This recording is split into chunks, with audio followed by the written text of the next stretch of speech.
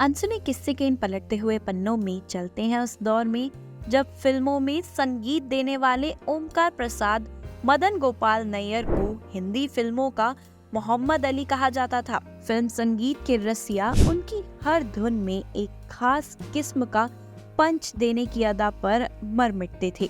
OP Nayyar के लिए संगीत एक जुनून था। वो 11 साल की उम्र में आकाशवाणी कलाकार बन गए। वो मुश्किल से 17 साल के थे जब उन्होंने अपने सहपाठी CH आत्मा द्वारा गाए गए गीत प्रीतम आन मिलो और कौन नगर तेरा दूर ठिकाना की रचना की। इनका रिकॉर्ड 1943 में HMV द्वारा जारी किया गया था। छोटी मोटी नौकरियां करने के बाद नैयर फिल्म उद्योग में अपनी किस्मत आजमाने के लिए 1949 में बॉम्बे पहुंचे। वहां उनकी मुलाकात डायरेक्टर कृष्ण केवल से हुई, जो उस समय कनीज बना रहे थे। गुलाम हैदर और हंसराज बहल संगीत निर्देशक थे, लेकिन पृष्ठभूमि संगीत का काम नैयर को सौंपा गया था। दिलसुख M पंचोली की 1949 में आई आसमान के साथ, देखो जादू भरे नैन, दिल है दीवाना, जवान है जमाना और इस बेवफा जहां वफा ढूंढते रहे जैसे गानों को नोटिस किया गया और नैयर की संगीत प्रतिभा भी देखी गई। हालांकि फिल्म बॉक्स ऑफिस पर फ्लॉप हो गई। उसके बाद PL द्वारा आई 1952 में छम छमा छम उनकी अगली फिल्म संतोषी थी, जो भी फ्लॉप हो गई। फिर गुरुदत्त की 1953 में आई बाज, जिससे नैयर ने अपनी एक अलग पहचान बनाई। तलत महमूद का मुझे देखो हसरत की तस्वीर हूँ मैं, गीता रॉय का जरा सामने आ जरा आंख मिला और ए दिल ए दीवाने आकर्षक साबित हुए।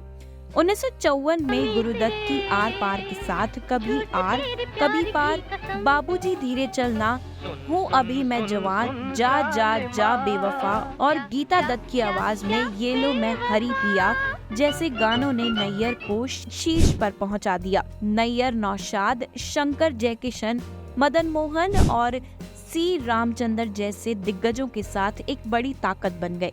नैयर की आशा भोसले से पहले मुलाकात 1952 में छम छमा छम की रचना करते समय हुई।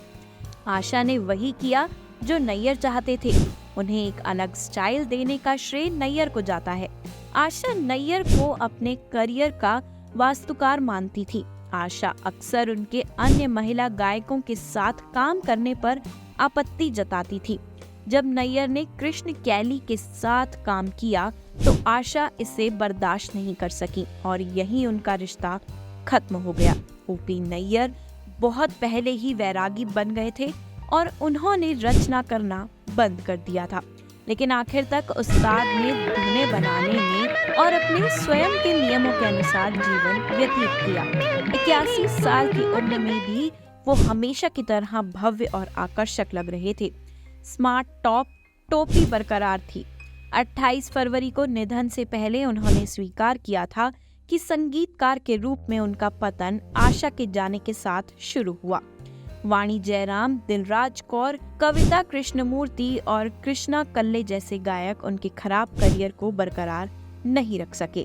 तो ये थे ओपी नैयर की जिंदगी से जुड़े कुछ किस्से। ऐसे और भी किस्सों को सुनने के लिए अभी सब्सक्राइब करिए हमारे चैनल अनसुने किस्से को।